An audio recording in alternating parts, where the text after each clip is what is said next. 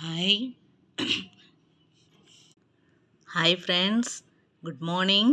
இந்த வீடியோவில் உங்கள் வீட்டில் துணி காய வைக்கிற இந்த மாதிரி கிளிப்ஸ் இருக்கும். இந்த மாதிரி பிளாக் கிளிப்ஸ், அதாவது பிளாஸ்டிக் கிளிப்ஸ் இருக்கும். அதே போல் இந்த மாதிரி மர கிளிப்ஸும் இருக்கும். ஸோ நீங்கள் அவசரத்தில் எடுக்கும்போது, துணி எடுக்கும்போது இந்த மர கிளிப் இப்படி டச் பண்ணும் போதே என்ன பண்ணுன்னா ரெண்டாக உடைஞ்சிரும், அதாவது எடுத்துக்கிட்டு வந்துடும். ஸோ அந்த மாதிரி கிளிப்ஸ் எல்லாமே தூக்கி போடாமல் நாம்ளே ரீஅரேஞ்ச் பண்ணி எப்படி யூஸ் பண்ணலாம் தான் இந்த வீடியோவில் பார்க்குறோம். வாங்க பார்க்கலாம். ஸோ நமக்கு இப்போ கிளிப்ஸ் வந்து இந்த மாதிரி தான் இருக்கும். ஸோ நீங்கள் உங்ககிட்ட இந்த மாதிரி நல்லா ஃபிட்டாக இருக்க இந்த கிளிப்பை ஒன்று எடுத்துக்கோங்க. ஸோ அதே மாதிரியே நம்ம இந்த மாதிரி ரெண்டாக எடுத்துக்கிட்டு வந்துச்சு இல்லையா, நம்ம செட் பண்ணிக்கலாம்.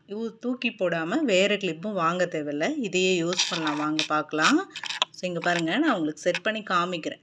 ஸோ எப்படின்னா இந்த பக்கம் பாருங்கள், கொஞ்சம் நல்லா ஸ்லாண்டிங்காக பெருசாக இருக்கும் ஓப்பனாக.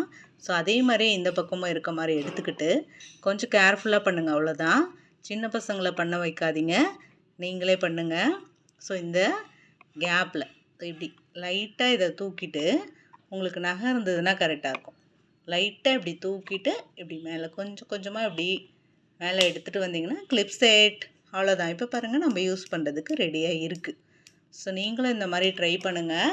ஸோ என்கிட்ட இன்னொரு கிளிப்பும் இருக்கும், ஆனால் இது வந்து இப்படி தனியாகவே வந்துடுச்சு. ஸோ இதை வந்து நம்ம செட் பண்ணி பார்ப்போம் இப்போது வருதான்னு. இதுவும் அதே மாதிரி தான், இந்த மாதிரி தான் பொசிஷன். அது ரெண்டு பக்கமே இப்போ நம்ம செட் பண்ணணும். ஸோ இதை என்ன பண்ணுறோம், இந்த இடத்துல இப்படி வச்சிடுறோம். வச்சுட்டு ஸோ இதை வந்து பின்பக்கமாக இப்படி கொஞ்சம் இப்படி பண்ணி விட்டு இந்த இடத்துல இது நிற்கிற மாதிரி வச்சிடுறோம். ஆனால் இது கொஞ்சம் பழஞ்சிருக்கு, பார்த்து தான் பண்ணணும். ஸோ இதை எடுக்கிறோம். அடுத்தது இதுவுமே நான் சொன்ன பாருங்கள், இது உள்ளே நுழைக்கணும், இந்த இடத்துல இது வந்துடணும். ஸோ அப்போ திரும்பவும் என்ன பண்ணுறோம், நம்ம இது உள்ளே வர மாதிரியே பார்த்து வச்சுக்கணும். வச்சு பார்ப்போம் வருதான்னு. அது பாருங்கள் வருது. இது இப்படி வச்சுட்டு இதை வந்து பேக் சைடு எடுத்துகிட்டு வரணும்.